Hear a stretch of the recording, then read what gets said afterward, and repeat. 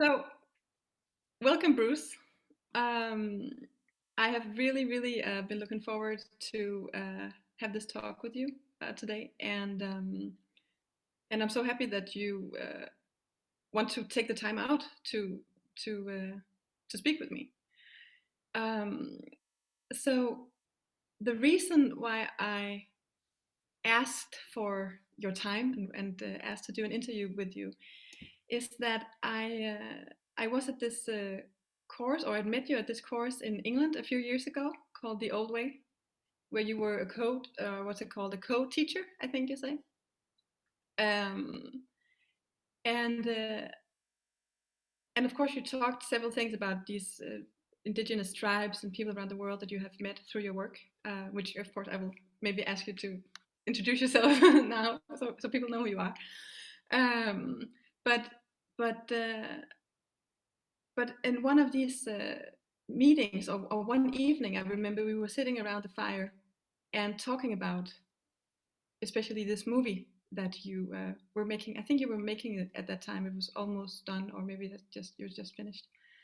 Um, where you talked about these people, the Panan that you've been living with and seeing, and it touched me so much. So that's the main reason that I would love to speak with you today.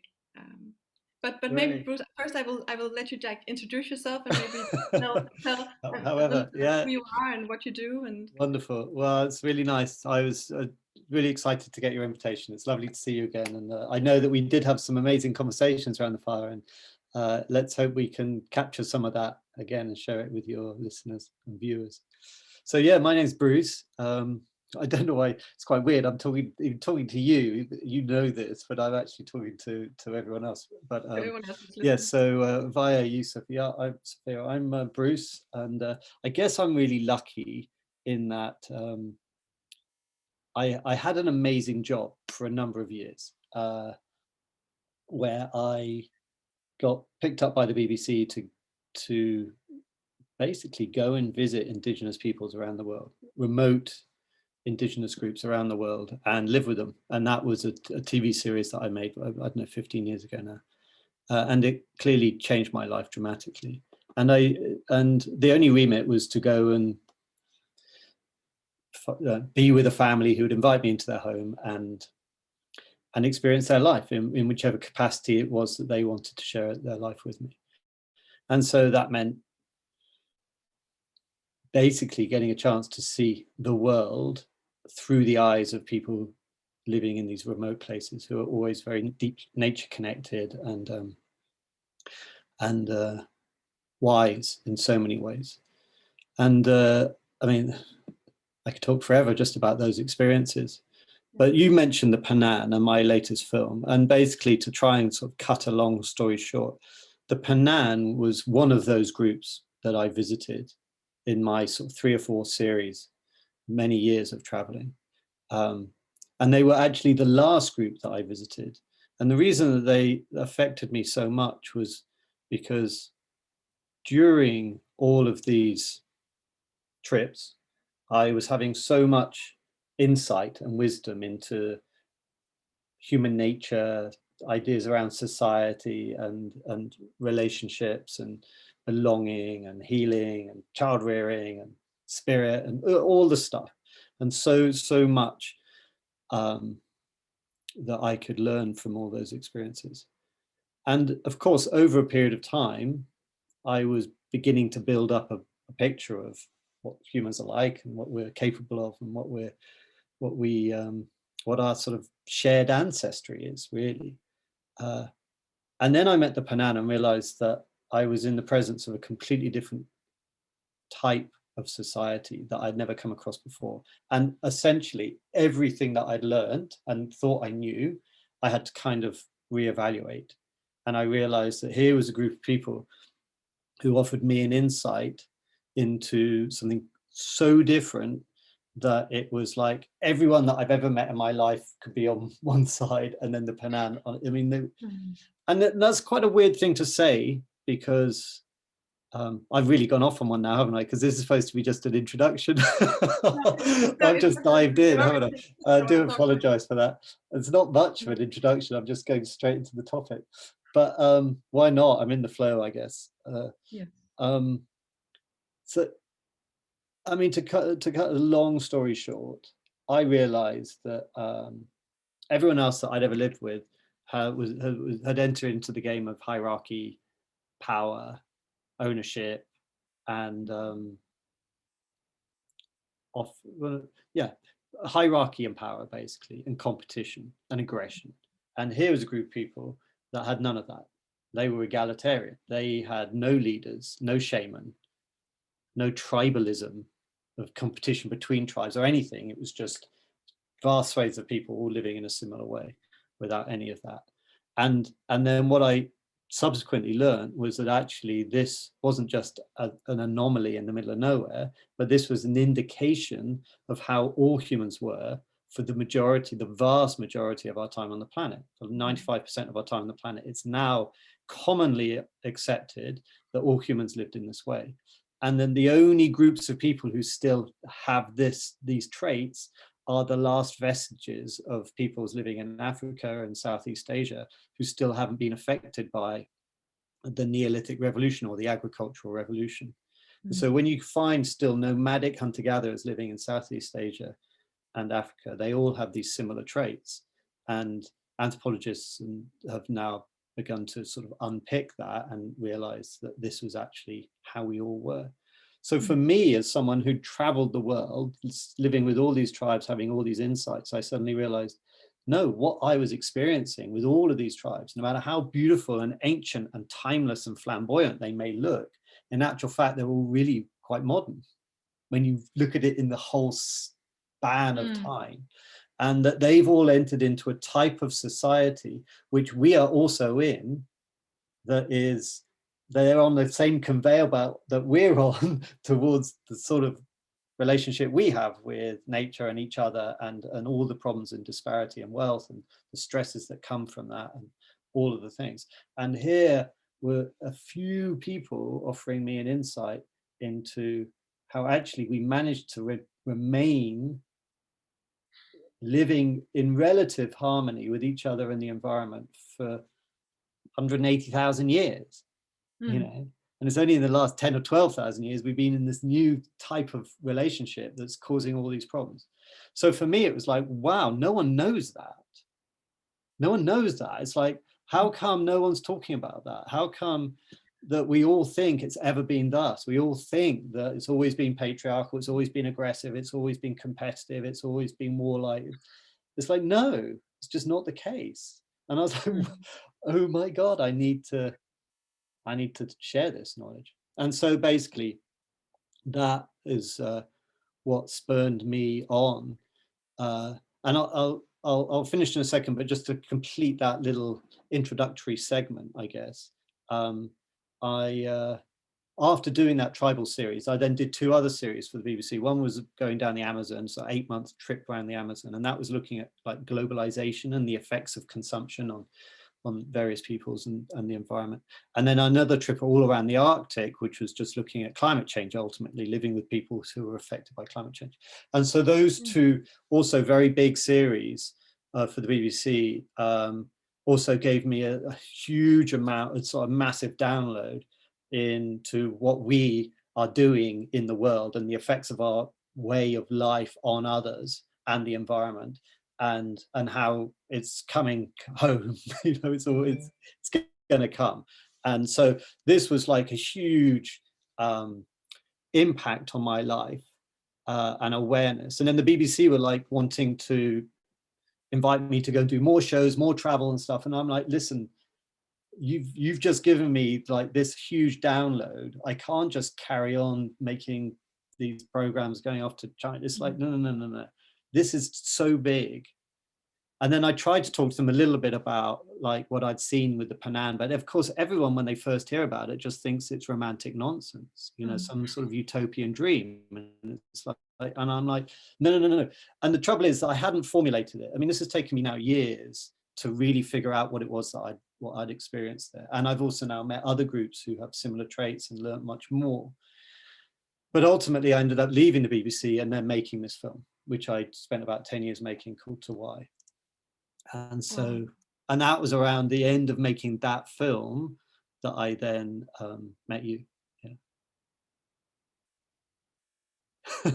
That was my intro. I love that introduction. No, because this is everything. I have so many questions I want to ask you about this. Because oh wow. So first of all, what I want to say just to anyone who will see this when we're done is that I'm going to link to the movie together with this so that people they can see it, because I really recommend everyone actually to see that movie. I just saw it again this morning just to Oh, wow. just to be ready to speak with you today.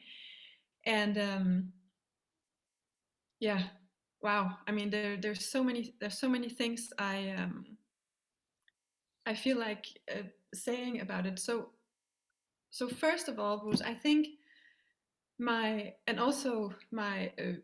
reason why I felt like, okay, I want to do something. I want to help, the world change somehow, and then the reason why I contacted you is that so I think basically for my entire life, since I was born, I had this feeling that there is something really wrong in this world. It's like everything is just upside down. I couldn't exactly formulate it like that. It was just this feeling that we're living in this sort of inorganic, really strange way with these um, systems that are killing people and making them into machines, instead of being a place where we live in one with nature and where we are nature, and know that we are. And so I did whatever I could do along that path, and that was also how I met you on that course, and in some of my work that I think maybe I also did tell you that, where I speak with the animals, I remember, which is yeah. also a way for me to sort of remember this connection with nature and practice it. There is, I just sort of started gathering things together. Like, okay, there was something here from the Native American tribes. So then I studied that and went into that for a while. And then there was some African stuff, and then I read about that, and I was like, I really sort of, could we do this more? Could we live in more with nature? And then I met you, because there was something so. What stayed with me is that this conversation that we had around this fire, when I remember I asked you about this Panan society, and I said, but Bruce, how do you think they're able to live in this way, like without a hierarchy, and in this way where no one is really the leader? And I remember this so clearly. I don't know if you do, but I remember that you sort of leaned in over the fire, and then you said, because they're so fucking gentle. You said. Did I? Yeah, you did. And I was like, oh, you didn't say that. You said, I think you didn't say that is why, but it was like your thoughts was like that could be why, that was the reason why they could do it. But anyway, this really stayed with me, and I was like, oh wow. I mean, that's really really profound. And then I sort of tried to do that and try to live that, but it's really difficult. That's when it's really, really difficult in a world that's not gentle, because then when you try to be, then you still meet harsh reactions, or not even, just because I can really see it in myself, that because I grew up in this system, there are so many still harsh narcissistic traits within me that sort of just come out. Even I try to be gentle, I really do not always succeed. And so anyways, let me get to so one question that I still have is,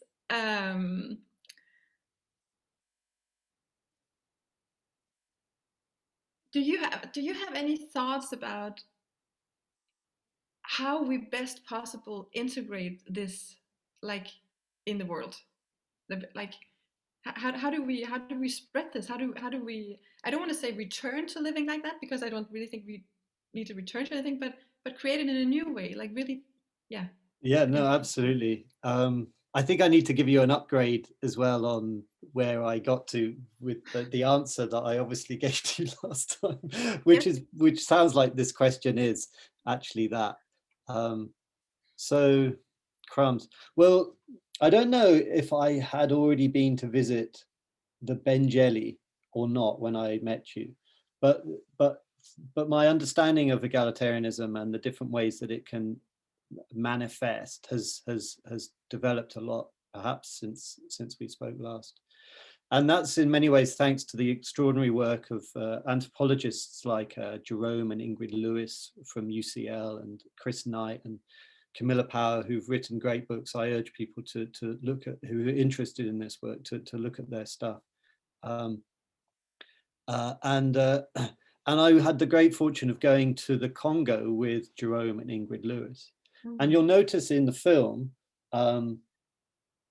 that when I'm with Jerome and they're the two anthropologists that I meet walking in the street. And also, please remind me at the end, there's a link to what I'm just about to talk about, my trip to the Mbendjele in the Congo, which is on the website for the film, which is free to view.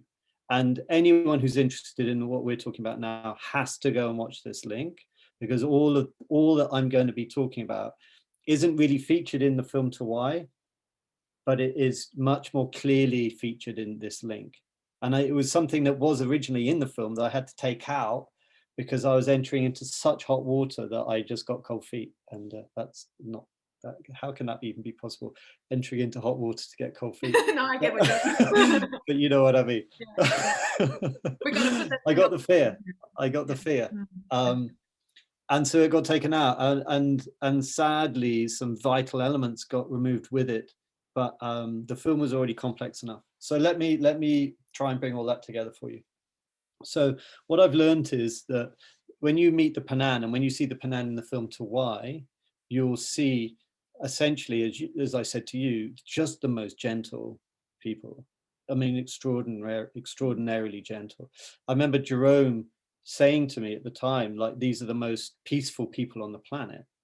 And I remember saying, look, you know, mate, you can't just throw away lines like that. He goes, no, Bruce, that, you know, I'm head of anthropology at UCL, and the means by which we measure things like peacefulness in societies, these types of groups come out as the most peaceful by a large margin, and have done for decades since we've been studying them.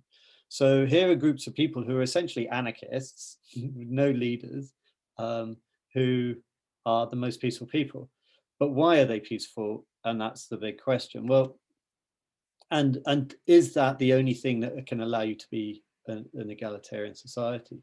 Well, when you see the outtake and you go meet the Mbendjele, you'll see a very different form of egalitarianism. And I don't know if you remember, again in the film, when I'm asking Jerome about, is this innate? Is this like a natural way of being? He said, no, it takes a lot of work spiritually and physically and like politically, or whatever he said. It's like, you know, it's constant work to maintain this. But when you see the Panan, you don't see that work. It's like they're abiding in this gentle space. It's like they've had like an upgrade almost. They're just like abiding. And that when you go and see the Mbendjele, which you'll see who's another egalitarian group, they have the same traits, as in there's no hierarchy, there's no leadership, there's no ownership, and all of these things. But they are, but they're much more evident, the work that's going on to maintain the balance. Like the Panan, like there's two, for example, in sharing, which all of these egalitarian groups have as well. Like they have no, like, it's not like a gift economy or an exchange or a barter economy. It's literally, sorry, it's not like a barter or exchange. It's like a gift economy. So everyone's sharing. And if you go and see the Panan, everyone has it in their hearts that anytime they get anything, they have to share it out. Whereas when you go to the Mbendjele, it's slightly different. It's called demand sharing, whereby you just take things from other people. And it's subtle, but it's but it has the same net result, which is like everyone understands that if you're not using it, it's fair game for someone else to come and get it. Whereas the Panana, like almost like, I like to say upgraded. You should never say that about cultures. It's terrible, but it feels like they've kind of moved into this other space where they just realize it's actually a nicer thing to be giving it out rather than like someone coming around and grabbing it the whole time. But these are different ways that egalitarian tribes can exist. One which is demand sharing, which is like a taking, and another one which is a giving. But ultimately they have the same net result. And likewise with the Mbendjele, one of the things that's also missing in the film Tawai is you don't hear a lot of female voice. Whereas when you go to meet the Mbendjele, and in this clip that you'll see, you'll hear Ingrid talking about the how vital the strength and the solidarity of the women is to maintaining balance. And I think this is going to end up being the biggest part of our conversation today, because when you dive into this space, this is the most fascinating and the most important message I think I've ever learned in all of my travels anyway. And I feel ashamed really that it's not there in the main film, but it is there in this other bit that hopefully your listeners will go and watch. And in it, you'll hear Ingrid saying, yeah, it's essentially, it's the role of the women who, and the men in their different ways that are there basically working as a dance between each other to maintain balance. And this is where one of the reasons I took it out of the main film was because now you enter into a really complex space, especially in today's world when we've almost rejected any understandings of binary views on sex and gender, and we're looking at the world through this much more prismatic way. And most people quite rightly see that as a good thing. And I'm not here to say that is or isn't a good thing, but when you go and meet these groups, it is very binary. The men and the women are really different. And this gets into places people say, well, Bruce, how can you say everyone's equal? I hear this when people say, well, but how can you say there's equal when the women are doing this thing and the men are doing that thing? And this is the other complication we get into in our society, is that we often confuse equality with sameness. And there's a reason that we do that. And that's because we've been living in patriarchy for so long that the only place the power has been is in this particular way of being, which is most often occupied by the masculine force, masculine energy. And so in order to be powerful, one has to almost step into that to be that. Whereas when you go and live with a truly egalitarian society, you're like, fuck, that's what it's like to live with a truly powerful group of women who are being themselves. They're not trying to be like the men. They own their power in this incredibly beautiful way, in their own way. And it's not for me to say what that is, but and you just have to meet the men in that society who are like clearly loved, but also intimidated and also held to account by these women.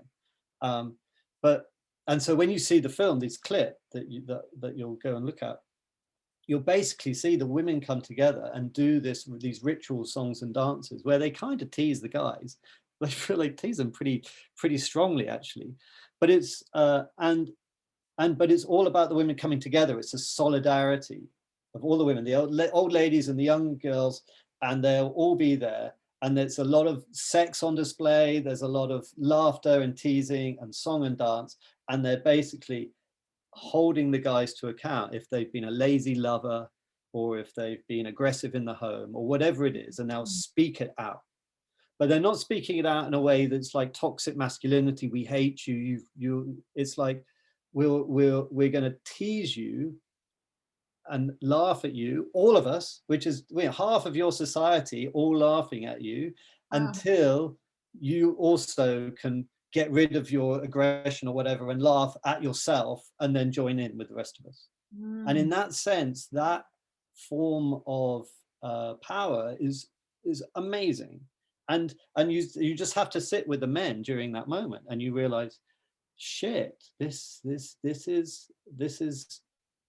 And the men are just like, what can you do? What can you do? All the women are getting together and they're saying their thing. What can we do? We got to listen, you know. And in that moment, everything is diffused. And then I often speak to people who say, well, that's like a matriarchy. Then it's like, it's not a matriarchy, because like here, the women are wise enough to understand that if they hold on to power and become a matriarchy, then they're another form of hierarchy. And then there'll be resentment and all the rest of it. So what they do is then they step back and then allow the men to come in and do their thing. But the men never tease the women or anything. They're too scared, probably. The men just run around, flex their muscles and stuff. But what I also noticed when I was with this group, I remember running around with the men in one of these moments. And this is why it was so hard for me to discern it when I first went to the Panam, when I first encountered this way of being. It was like there's something so completely different going on, but I couldn't figure it out at first because it's almost invisible. But what that invisible thing is was so powerful to me, because I'd lived with so many other groups. I could tell there was something different. But it's invisible things like no competition, which you can't really see. It's just a manner, it's a way of being. And there were moments that these things came out for me. Like, for example, I was running around with the men with the Mbendjele and someone threw out this big stick and like half of us got one side and half of us got the other side. And I was like, cool, we're gonna have a tug of war. That's what happens in these moments. That's what guys do. But sure enough, there was lots of flexing of muscle, there was lots of groaning and snorting, but at no time ever did it ever enter into me showing off or that I am more than or any of that. And it's just a tiny little example, but it was things like that all the time, that it was just men supporting each other. And that felt like that was the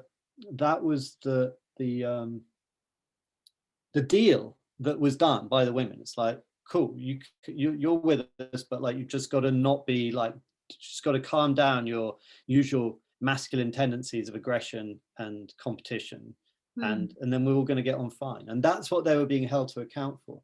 And in a minute, when I have a breath and let you ask me another question, but later on, I've got much more to talk to you about that, about how it is that came about, which I know you're going to love. Have I told you any of this before? No, this is okay, brand good.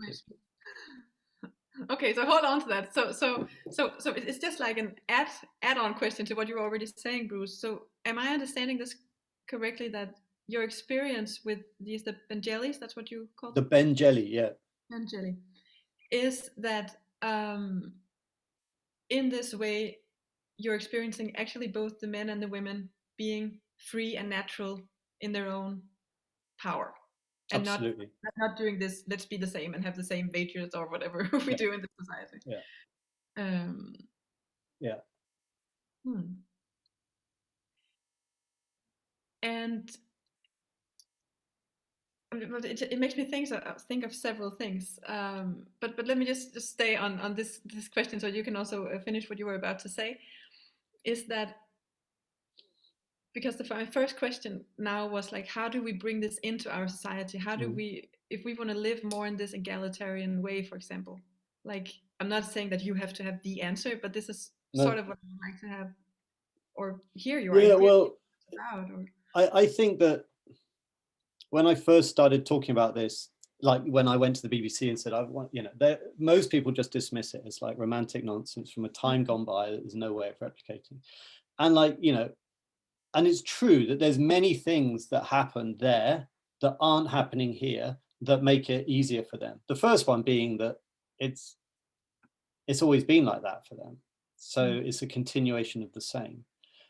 I say that, but if you're interested, I can give you the story later of how they had their own revolution to bring that about, to start the start of egalitarianism, which could in some ways answer your question, because it's like, how did they have their revolution? Yes. If we all came from primates, you know, if we all came from apes, well, other than the bonobo, all other apes essentially have an alpha male, aggressive, fighting all the other guys, and then a harem of females. And so if we came from that type of society, which people think we probably did, how do we go from that to societies of people living together as equals, men and women? And there must have been a shift. How did that go about? And I've started on it already, haven't I? Okay, I'll talk about I'll switch everything around in my head and talk about the other things later. I'll just carry on with this one. I mean, this is another thing that you'll see in the clip, is there's this amazing ritual that the Mbendjele have, which essentially is, Jerome and Ingrid believe, and I think it makes a lot of sense because I saw it, a reenactment of that very moment. And when you think that the Mbendjele are pygmy peoples living in the Congo, alongside them and the people from Southern Africa, they're probably the longest and oldest unbroken lineage of peoples on the planet. I mean, if we accept that we all came from Southern Africa, which is generally accepted now, then, or East Africa or Southern Africa, depending on who you listen to. But either way, the people, the forests of the Central Africa, West Africa, the Congo, are where many of our ancestors have hidden ultimately. And the ones who came out in the San or in East, where there's much more savanna, have had a lot more attention from the outside world. But if you go into the deep Congo, here there are rituals and ways that have been much less affected, because essentially they've hidden for much longer. So in some ways it's an insight there into some of our oldest understandings.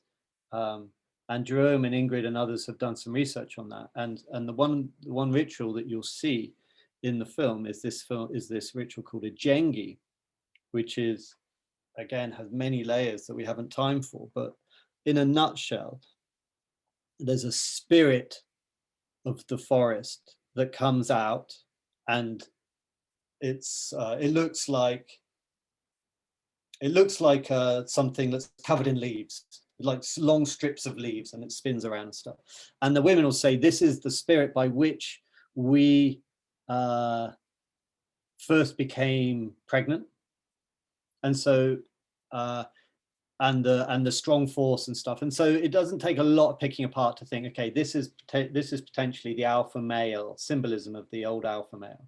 And they say that this ritual, they describe this ritual as their oldest ritual, the ritual by which they created society, the ritual by which everything began for them. So, and there's a whole bunch of stuff around it that lends one to imagine that this is sort of this moment. Anyway, what happens in it is you have all the men getting into a line, and they try and keep this spirit, alpha male, whatever, away from the women. And there's this play, and it can't touch the women, or the women die. And so there's this whole thing. And basically the whole ritual is quite possibly a reenactment of this old moment. And the work of people like Chris Knight and Camilla Power talk about this moment in history, and how we might have wanted to go through that shift. Why would an ape species who are doing fine, getting the best DNA or genes from the strongest man, why would they want to go through a shift now where we're going to live with all the men?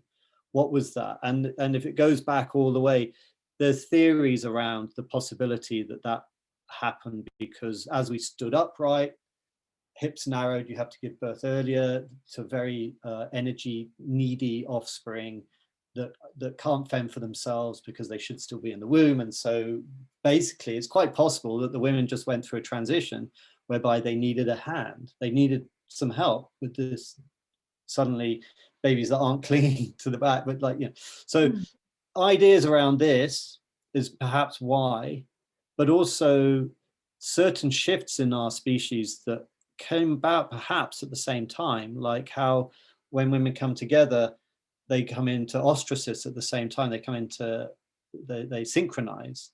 And that this might have been a tool for basically coming together as a collective to say no to the alpha male. Whereas if it's just one at a time, the alpha male can overpower Whereas if it's everyone together, then there's maybe a stronger voice. And this is conjecture. This isn't anything that anyone knows, but these ideas mixed with this ritual offer something I think that's kind of interesting to look at, which is like, okay, what did we learn from our ancestors about how to deal with power? Well, they didn't go and fight him. They didn't challenge him. What they did instead was they withdrew, they stepped away, and they understood what was the driving force of this power. This power's driving force back then, and maybe even still today, was sex and procreation, and being the one who is the one that gets to inseminate.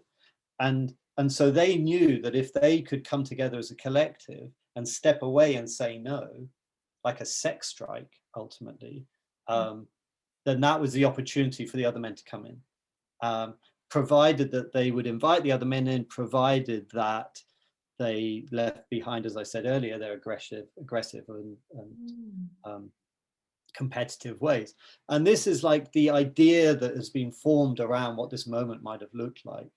And I find that interesting because I mean, we don't know how many generations or thousands of years or however long this might have taken for them to literally go through a physiological change of coming into ostracis together, or whatever it was. But it probably wasn't an overnight thing, but it was dealing with this like out of control power that wasn't helping society anymore, helping the women anymore. And in a sense, we'll probably be facing something similar again soon. You know, we've got an out of control centralized power that's not serving society. How can we do it? Well, I mean, clearly, I get very excited by the rise of the Me Too movement and the rise of all of these things around female power that are happening today. But whether or not that is the same answer as it was before, the idea of removing rather than confronting, I think, is a really interesting one. But that's so much in the depths of time now that you know, there's only a certain amount that you can take from that moment. But what's much more interesting, well, not more interesting, but what's equally interesting, is how they maintained balance once they had it. Yeah. And that was something that we can talk about later if you want. It's like there again, it's very much about the play between the men and the women, but also the story, the narrative that's kept alive. And that narrative has at its heart, we're better off as equal, you know. And every single, it's just a story. But like when you think about it, stories are our most powerful things. Money is just a story, you know, nationalism is just a story. Religions, if you're willing to accept it, are just stories. And back then we had a story that was, we're all better off when we work together to make sure that we're all equal. So if someone starts showing off or becoming too, accumulating too much or whatever, then we have to work on that. Or if someone's too down and depressed, we have to work on that. So everyone is fully empowered as an individual to work at that. And some people sometimes say, well, that just sounds like communism, but it's not, because communism is all centralized. Yeah. You know, this is everyone individually working. And like another example was, again, when I was with the Mbendjele and Jerome, and the men I was with pointed at a guy the other side of the village and say, you see that guy over there? He's the best hunter here. We all know it because he's the guy that we hunt elephants. He's the guy that goes out first. He's the bravest. And like we all come in behind him, but he's the first, you know, and he always has been. He's the man.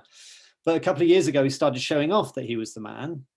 So of course we had to stop going hunting with him because we can't do with that. And then the women stopped cooking his food. And again, it's like, it's just an indication of how this story is embedded in everyone. Another tale that And I have a question for what go on. I'm just rabbiting, aren't I? But when you're talking about this guy, then they stopped hunting with him and stopped making his food. Did it help them? Did it help him sort of find himself again and find the rhythm of, do you know? I believe so. Yeah. He was definitely back with the group now, and they were hunting again. Yeah. So I think because it's done lovingly, you know, this is you know, we've got everything so out of hand in our society that it's that we feel aggressed and we feel resentful and all of these things, and we're also deeply wounded, which is something we can also come on to, which is another advantage that they have, which is that their way of bringing up their offspring has much less likelihood to cause trauma for all sorts of reasons. So you know, they have many advantages, but for me, the you know, I guess I'm like giving a long-winded as ever answer to your question of like, how can we replicate this again? It's like, for me, the awareness is the first step. It's the awareness that humankind can be like this, has been like this for perhaps the majority of our time, and forget the environment and how different things were. When you pick away at the different tools, those tools can be replicated anywhere, but it has to start with a belief that it's possible, and it has to be accompanied with a belief that it's actually beneficial. And then once you've accepted that, then you can start on the journey. Go on, sorry. Yeah, no, because this, and I'm aware I also interrupted you in another story you're about to No, share. don't worry. They will never end. They will never end. So you have to get in when you can. Yeah. Sorry. So yeah, because what you just said, you know, you have to first have the awareness that it's possible, and then also know that, you know, to live in that way could actually be better than what we have now. So because I've been really observing myself. Now I've been living in several different or many different ways with other people. And what I have found, especially the recent years, is that you know, it's this conflict between wanting to be part of the group and sharing and being there, and also this uh, I need my own space feeling. And somehow they can't they don't really work so well together. Those two, at least for me, I haven't really found the answer to it yet. But also when watching your movie again now, I was like, what I can recognize within myself, and I think many people can, you know, relate to this feeling, is this fear that if I give what I have, if I just like share everything I have nothing left. Um, at least I know that that's the fear in me, which is why I often, you know, bump into this like this this conflict between I want to give and I can't because I'm afraid. I can't, you know. It's like I really have to be aware that that's what's going on. Anyways, I guess my question and what I'm coming to here is that how do we fix that? I mean, because I know one thing is to know, it helps to know that it is a good thing, or you actually become more happier with sharing everything you have, but it's still a difficult transition. Of course, yeah. Absolutely. You know, I'm sort of like trying to figure this out for myself at the moment. I'm like writing a manifesto for a community life of people living together under these sort of same egalitarian ways. And, you know, to the idea that you're just going to like literally open yourself out to any single thing that walks past and just be of service and material offering, it would absolutely render you empty in no time at all. So the way that I'm getting around that is to create a way of being whereby everyone who agrees to certain principles and certain values, and we then coexist, then that's where we are letting go of ownership within that group. But you're not necessarily, and everyone's invited to be in the same umbrella. It's not like a closed thing. It's like, yeah, please, the more that join this, the better. But we're not just giving to, it's only if you agree with these same principles and values, then and please agree, because we'd love to share with you too. And that sounds a little bit counter to everything that I've been saying, perhaps, but I guess that it is a pragmatic answer to how do we do this today, you know. And we are all coming up against the outside world. But in some ways, we do need lived examples of how this could be, so that others can see it and identify it and realize that they could be like that too. And then they have to make those same shifts in their life and open their space out to all of these different principles. And that can be how it spreads. And so it's not, I don't see it as a restrictive thing. I do see it as something that is inviting, but it does have, yeah, I mean, it does have a structure. It does have a structure too. And otherwise it will just collapse in no time at all. So that's one thing about the gifting. And the other thing that you mentioned about the space and freedom is a much harder one, because of course, all of us, we've been weaned in a society of individualism, and we are also carrying lots of wounds, and so we need to go away, and or we feel the need to go away and deal with our stuff and have space to be able to take a deep breath. And perhaps we get a bit overwhelmed by too many people, whatever the reason. We often enjoy the solitude and the escape, and see that as essential.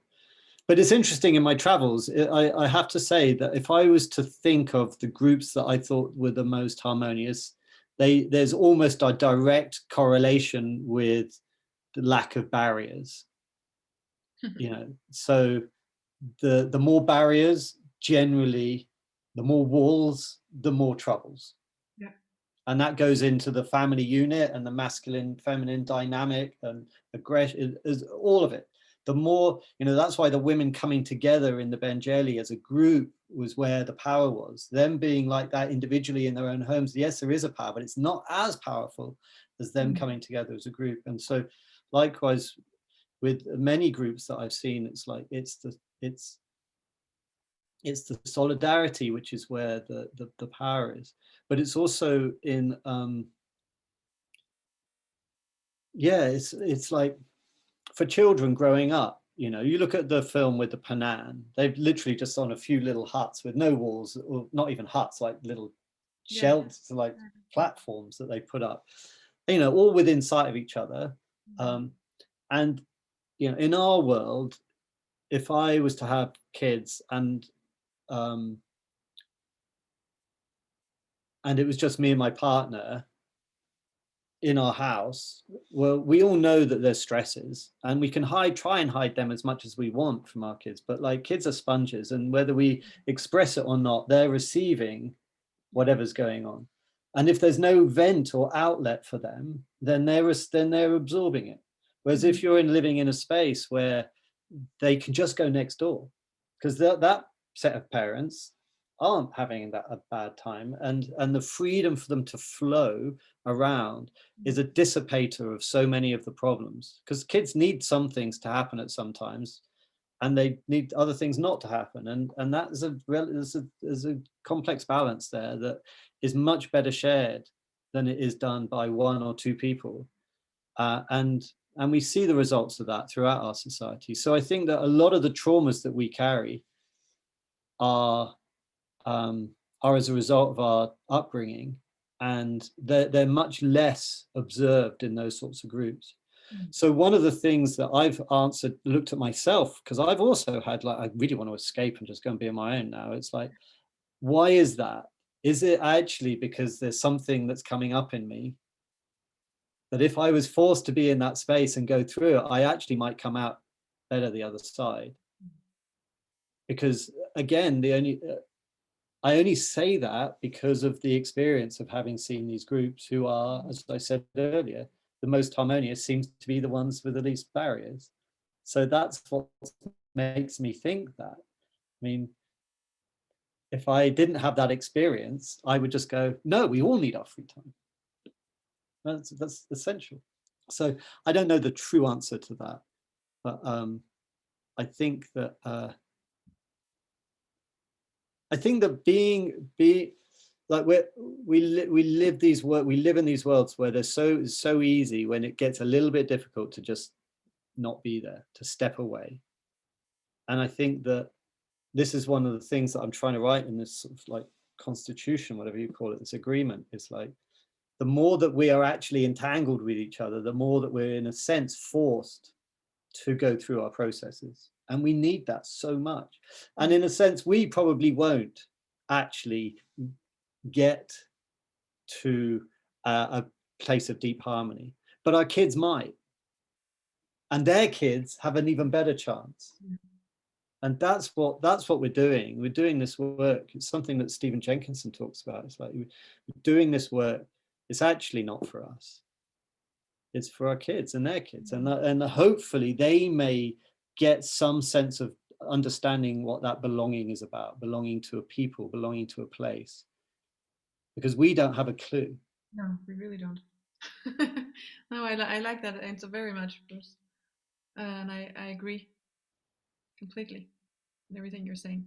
I remember also, I remember when you, I don't know if you were on that trip, but in the at the Old Way discourse where I also met you, there were some of you went to visit the San people in Africa. Yeah, I didn't go. You didn't go. I didn't go. But I talked with one of the other participants there when she came back, because I was so curious to hear like how was it and how did it go, and especially I wanted to hear how they did with the children, how the upbringing was for the children. Yeah. And then I said, so one thing I really want to know, what do they do when the children they cry? And she was like, you know what, we were there for almost 3 weeks. And it's really weird that you asked me this, because I don't think I've heard a child cry. Really, she said, yeah, I heard them cry. It's not true, because if somebody, fell or hit themselves, they would cry and then someone would be there. But this crying is so natural, like here in the Western world. All children cry. I mean, maybe I'm a little bit exaggerating, but it's a normal thing. She was like, and I said, like, why do you think that is? And her answer to that was that exactly what you just said, because they grow up in a community where there are always adults available. They're not like we have in this society, like a single mom with 3 children, like completely impossible a task to handle. So they're not so abandoned, really. They don't have all these abandoned traumas that we do. I don't know if you. Yeah. No, I remember with the Panan, the kid got stung by something, and he had these bracelets on, and she was one of the girls in the film who's like always in the river with her friend. I don't know how she must have been for 4 or 5. But anyway, people say, oh, the hand was the size of a balloon. I've never seen a hand as big as this. It was unbelievably big. And I just remember seeing her, she was just sat, just looking at it. While her mum and dad were trying to cut off her bangles to the blood flow could come back and the swelling could go down. But she didn't cry. She just looked at it. And I mean, like, there's so many things about raising kids in community that is beneficial, and I think, that all that you say is absolutely right. And crying is a calling out for something, and if you don't need to call out, you don't need to call out. You can be with it. It's funny that oh no, let's not go down that path. In the English language, there's I think the best-selling child rearing book of all time was written by someone who never had a kid, and all she says is, your child is there to try and manipulate you, stick it in another room and close the door, and it will cry, but sooner or later it will shut up. Whoa. That's what we're all. That's what we are. It is. It's like little beings who have been abandoned, as you said, just abandoned. And like, that's the best-selling book. Wow. And then there's other books like The Continuum Process that brings in some indigenous wisdom about touch and connection and being held and skin and all, and all of these things. And, so the information is out there of a better way, but we're lost, we don't quite know what to listen to a lot of the time. And we're all deeply wounded. I know that for myself. And of course, that also correlates with what you just said about like maybe we will not experience like what it's really like to be part of a group, but maybe our children or their children's children will if we do something different now. Yeah. Because what I was just about to say is that then, of course, when we grow up in that way, like locked in the room, basically, locked in the room, it's not so weird, that when you become an adult, you're like, nah, maybe I will just go to my room and fix my own, Yeah. Really. So it really takes, thank you for putting all those words to it, Bruce. And maybe that's one of the reasons why I feel so touched when I watched this movie that you made, because it's so, I think it's, I'm not like saying like now one movie will solve everything. Of course, that's not possible. But I think it's a really, really important thing to be reminded. I guess that's what I'm trying to say. Yeah. And this movie just, I love it. I guess that's what I'm trying to say. Really, really recommend everyone to see it. And maybe one thing I was also thinking when you were sharing this, Bruce, is that I've been investigating quite a lot wild horses and their herds. I think I actually shared that with you when we talked the last time. And what I'm reminded also when you're sharing this now is that in these herds, for example, when you speak with like a really wise leader horse, they sort of have a leader. But it's still not, when it's a wise leader, it still is not at all like the way we have leaders, or whatever I should call it, in our society. Because when you speak with this wise leader horse, they will speak, they don't speak about themselves at all. They speak only about the herd, and they live for the herd. And the whole thing is like their job in the herd is not to be like, I'm a leader, but it's to take care of the well-being of the herd, which is very different, and also not to take care of the well-being based on their own ideas, or like how do I want the well-being to be, but really like what is breathing in the herd, what is nature saying, which is what I'm hearing and also feeling when I'm watching this movie also. Yeah, beautiful. Well, I think it's really understandable that so many people imagine that hierarchy and leadership are natural, and that the way that we have our life is the way that humankind has to be, because you just have to look in nature to see packs of dogs with a leader, and hierarchy and competition is everywhere. And so it's really understandable that that's what we all imagine, and that's why it's so unbelievably what's the word, it's profound when you meet a group of people who aren't like that. But I think it is one of the unique things about humankind. We have the ability to pause before we act, and we definitely have urges within us that can be aggressive, that can be competitive. They're there. I mean, we all know it, and in our society today, we're exercising those urges quite a lot. But when you live with a group of people who no doubt have the same feelings, but the society and the tools within the society have created a space whereby everyone knows that we don't act from that place, that is something that's, in a sense, uniquely human. And it's so exciting to know that that is possible. Yes. And that's the story we've got to get into the world. We are a very flexible and adaptable and beautiful species, and we can and have for many, many years created really quite balanced and lovely lives, and we can do that again. And we're sort of in a runaway train of madness and greed and all of this stuff, and we're allowing these people to get into places who are kind of destroying the show for all of us. But in those societies, they knew that that was going to be the problem. So they nip it in the bud, nip it in the bud, nip it in the bud. And I think that it's just a really beautiful message to share. Yeah, so what I'm hearing you saying is that because they nip it in the bud, as you said, they sort of made sure that it doesn't go so far out on in a wrong way, you can say. I But it all comes down to the story. They know it and we don't know it.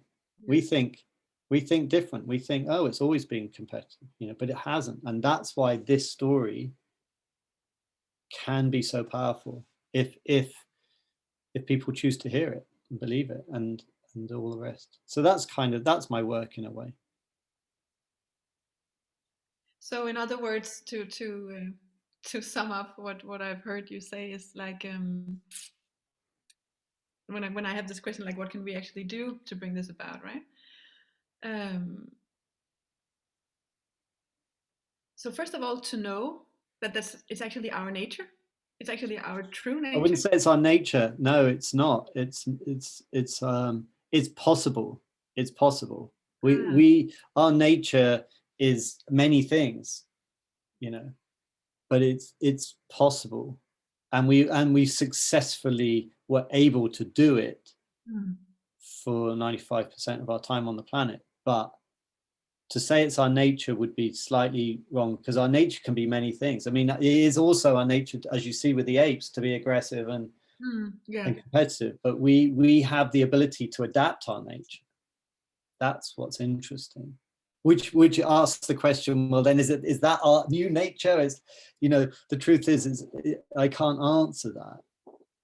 Ultimately, we are nature, we are natural, and so but it seems that human societies can be many things, but we have the ability to be able to create society where we have much more harmony than the types of society that we're in now. Yeah, because I guess it's also a good answer. I think very good answer, because of course it's all in our nature, but it's also a matter of, like, is it like from a primal sort of state of being, or is it a more like elevated or like more wholesome way of being? Yeah, in a funny sort of way, we're acting more primally in civilization. Yeah. And really? we look at the tribes and go, well, you guys are primitive. Well, primitive just means primate-like, but actually, no, we're more primate-like than our indigenous cousins. That's the irony. Yeah. Oh God. Yeah, well, that's a good. And now you're doing this, Bruce. You're creating like you're about to start like a society where you live now. Well, I don't want to say more than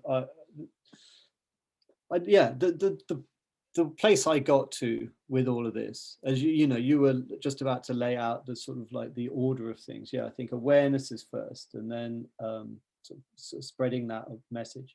And part of that was, I'm still in that space of raising awareness in a way. And what I realized was, like, millions of pounds and 10 years to make the film that you want to make, and still it goes over people's heads unless you're already really keen to learn about this. A lot of people, it's not connecting. And so I just realized, actually, the best way that I can continue to spread this message is by stopping my travels and actually trying to live it, and that's where I'm at now. So it's I'm just sort of, I'm trying to put together a group of people to live in this sort of way, but it's hard as everything in our society, because you do need space and you do need things to get it going. And so that's what I'm working on now. With the, obviously it's a privilege to have space to be able to create a community, but with the idea that in the long run this will be something that everyone else wants to do, and we can change the rules and all have enough space. And it's got a global vision behind it, but it has to start somewhere. So trying to bring in some of these ideas so that other people can have the same experience that I had, which is actually physically connecting with it rather than listening to it intellectually, which just doesn't seem to be landing, but just like, oh, there's a group of people and it's working here, and look, they're happier, they're not having to sit in the office or behind and they're connecting and their kids seem happy. It's like, oh, that's possible. you know, and I think that it answers to so much of the problems, so many of the problems of our societies, that actually the levels of consumption, the levels of mental health issues and violence, and so many of these things, I think, can be related to our disconnections from nature, from belonging, from each other, from spirit. And so to try and find a truly connected way of living and balanced way of living is kind of the journey. But with that has to come the healing, you know. Yeah. And so, but that's for our next chat. Because there's still, like, I could talk to you for the next 10 hours. So I will also let you off the hook.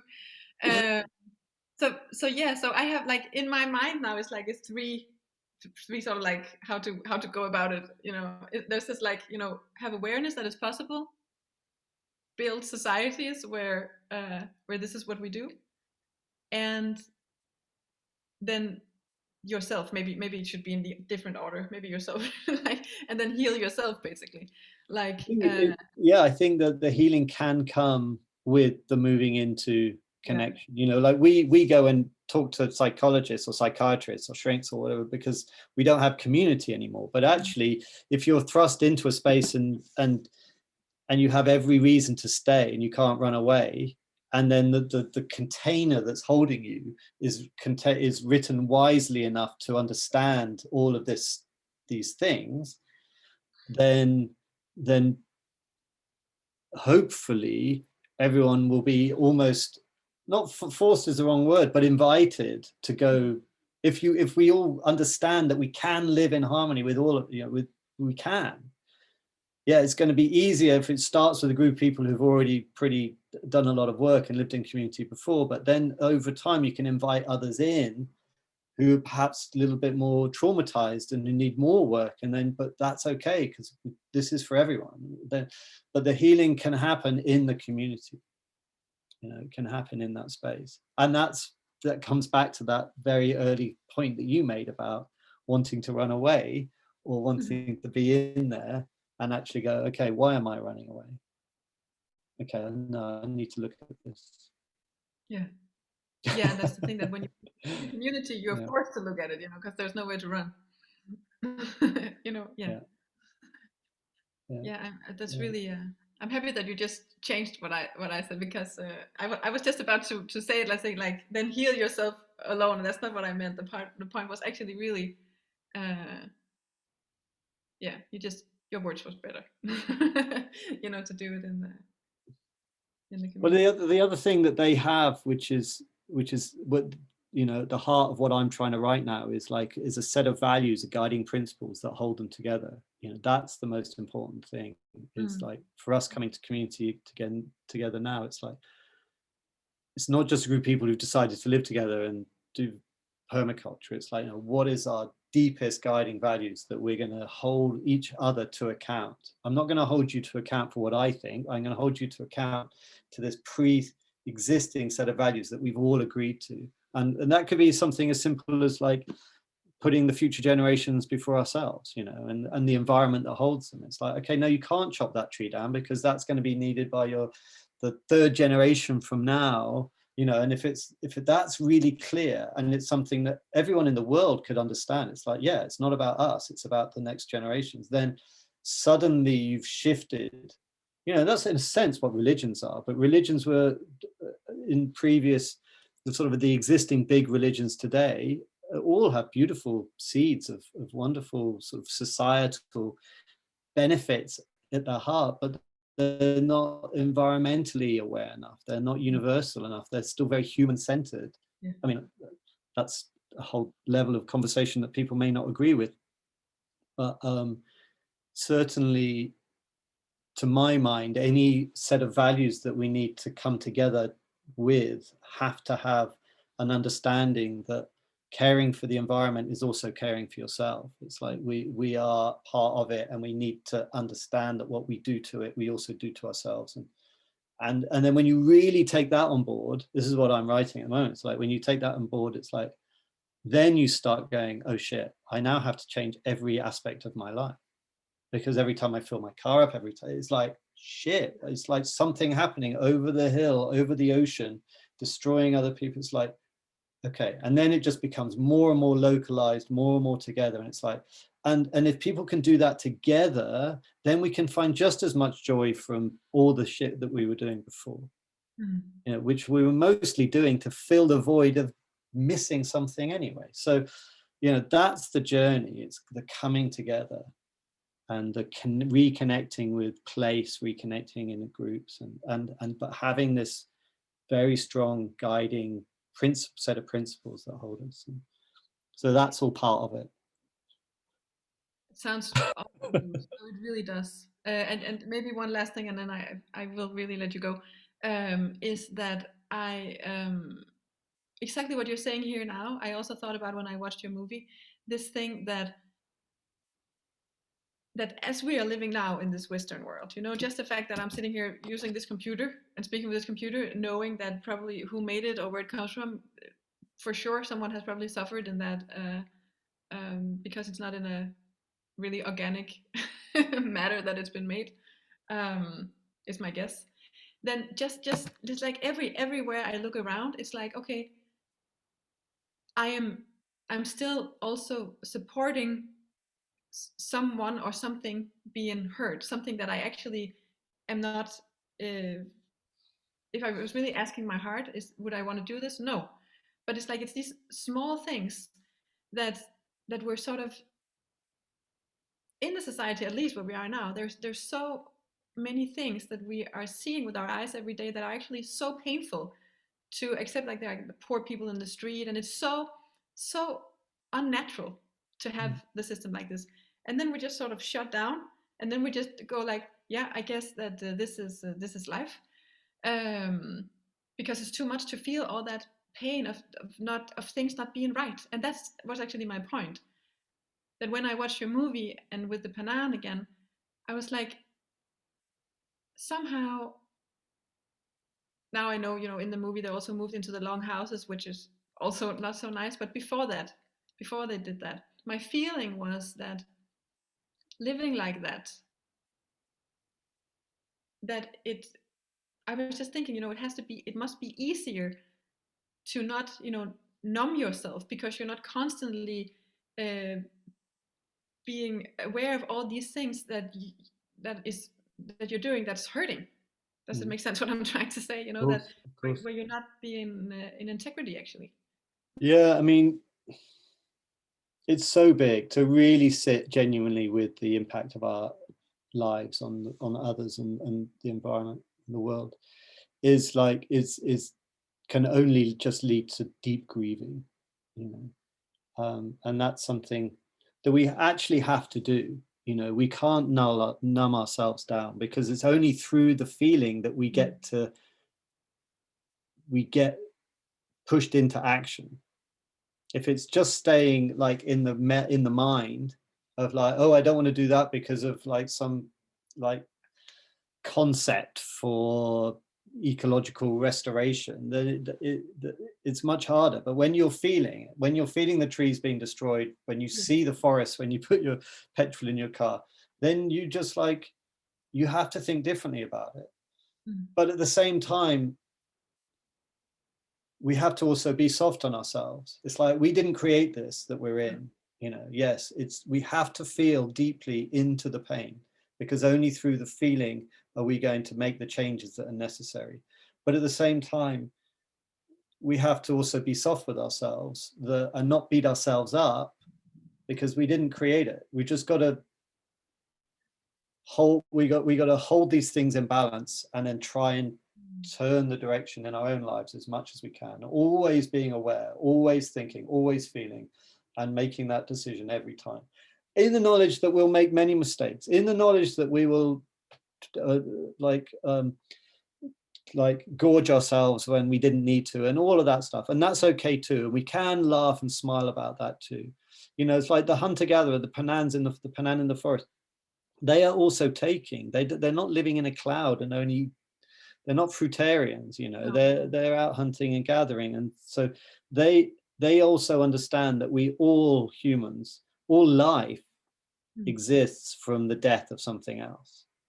the earth that we grow our food in is the humus of rotting matter of the trees and the foliage, and everything is in this cycle of life and death. And we're here for a period of time, and this is it.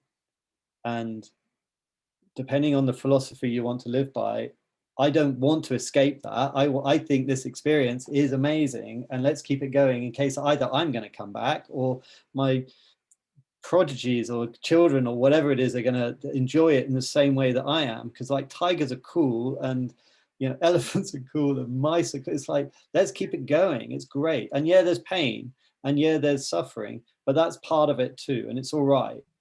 But let's not take more than our fair share. That's all it is. That's what the Pan know. It's like, if you take too much, you upset it for the next lot. Whereas we're just focusing on what we want now, and we don't care about the next lot. It's not that we don't care. Our whole society is built in a way that everything we do is affecting the future generations.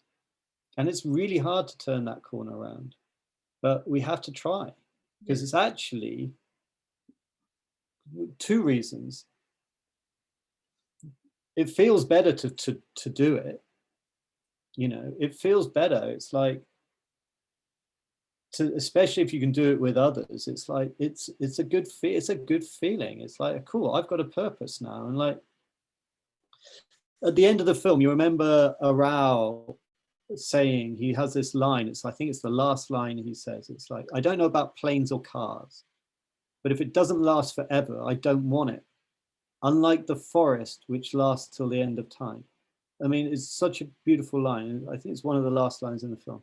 I went back and heard it 3 times because I was like, I have to listen to that sentence. Yeah, it's so good. Yeah. But some people think, oh, he's making a sacrifice.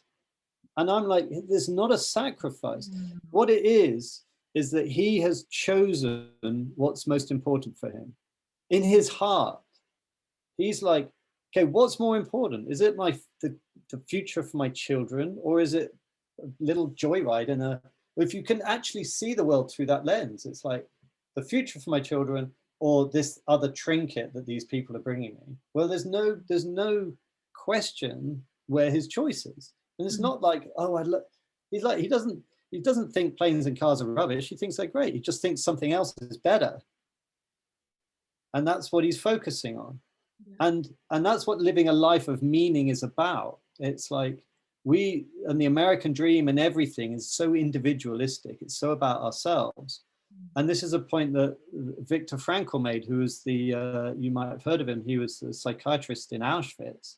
He noticed there, it's like everyone whose focus was on themselves, everyone whose meaning was their own happiness, the pursuit of their own happiness, clearly in a place like that had the most horrendous time. I mean, unimaginable for everyone anyway. But anyone whose meaning was something beyond themselves, whether it was in a deity or was their children or was something else, but it wasn't about them, it was about something else, they could survive in a way that allowed for a completely different way of being than those who were only focused on themselves.